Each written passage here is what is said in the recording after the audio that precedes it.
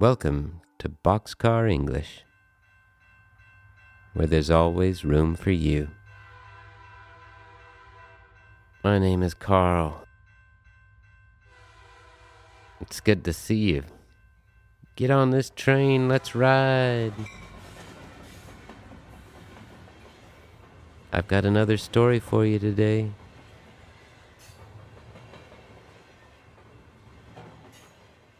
Yesterday, I decided to go see a movie. I usually watch movies at home on my computer, and I love doing that, but I love going to the movie theater even more. And I was getting tired of being at home.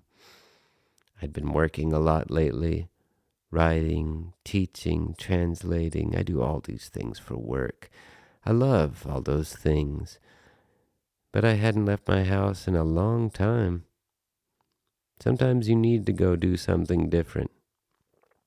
So I decided to go to the movie theater and have a fun night by myself. The movie theater is not very close to my house. I decided to take a bus there. Riding the bus is also an adventure. You get to see other people who live near you, or people who are just staying near you for a short time. It's amazing to see these people and think, wow, we are alive at the same time and in the same place. How amazing is that?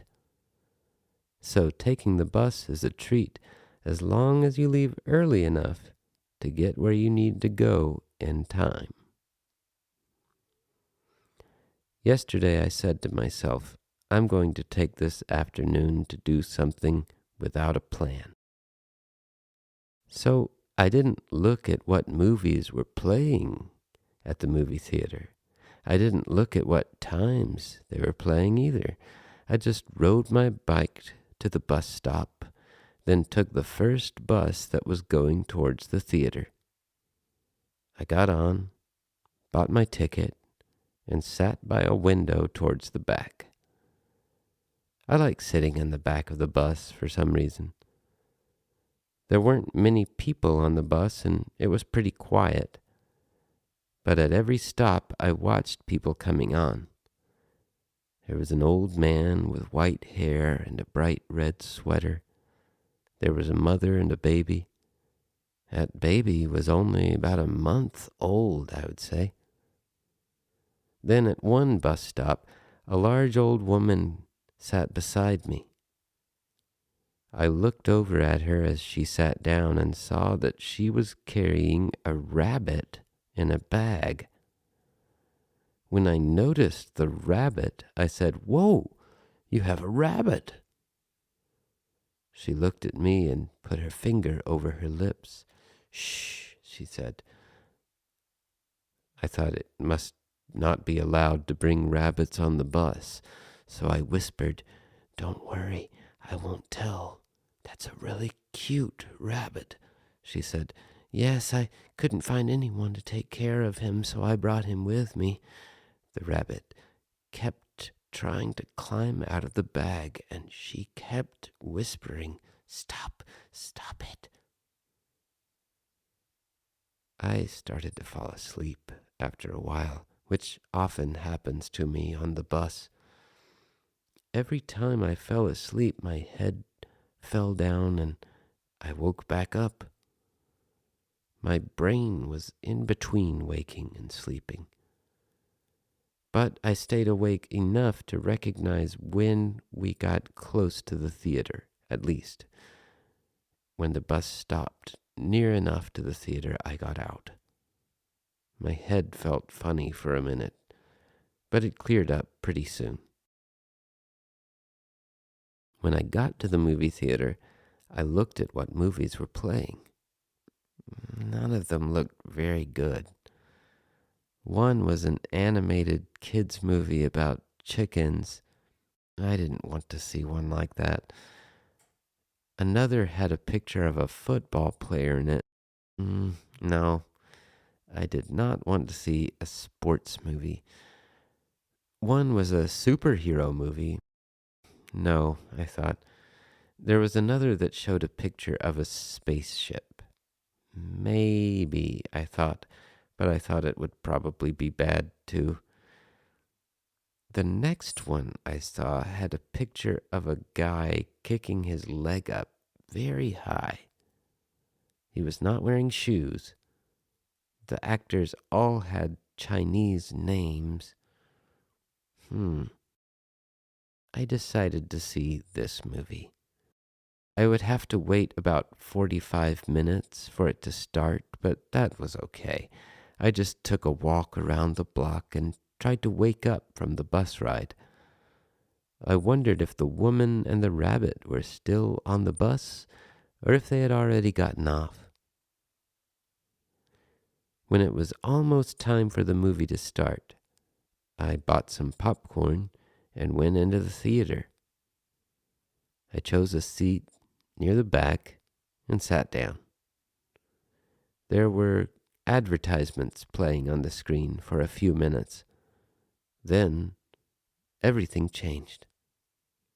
The lights went off, it got dark, and the sound of the speakers got loud and deep. There's nothing more exciting than that. That's what I went there for. That's why I was there. The movie was much better than I expected.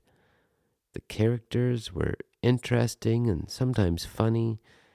The places were all in ancient China, and the photography was beautiful. There was a lot of fighting that seemed like dancing. Even though I knew that the main character would win in the end, I really felt afraid he would get killed and the movie would just end like, whoops, he died. That's how it goes sometimes. Of course, it doesn't go that way ever. Bad guys would just jump out of the darkness at him over and over again, trying to kill him with knives or guns or other weapons, or they would sneak up behind him and try to grab his neck and choke him.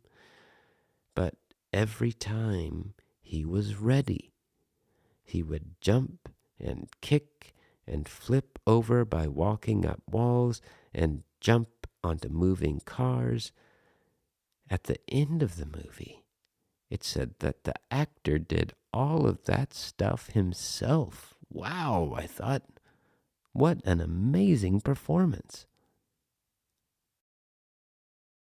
When the theater lights came back on and I stood up, I felt like doing high kicks like they did in the movie. I felt like at any moment people were going to jump out of the darkness and try to fight me. I felt like if they did try to fight me, I was completely ready for that to happen. But I did have to pee, so I went to the bathroom. While I was peeing, I looked from side to side. When I looked from side to side, I saw an image of the character in the movie looking from side to side with his long hair whipping around. I felt handsome and cool. When I was done peeing, I zipped up my pants, flushed the toilet, and washed my hands. When I left the theater, I saw that it had become nighttime while I was watching the movie. I noticed I was holding my hands in fists. The sky was dark and the street lights were on. I walked through town, ready for someone to jump out of the shadows and attack me. Come on, I thought. I'm ready for anything. I felt like the movie had given me super strength. When nobody was around, I kicked the air as high as I could. Pretty good, I thought. Then I laughed at myself. I knew if I could see a video of what my kicks looked like next to the movie I just watched, I would look very silly. But Kicking felt good to me, and when I got back to my house, I practiced kicking some more in my yard with my dog Shelby.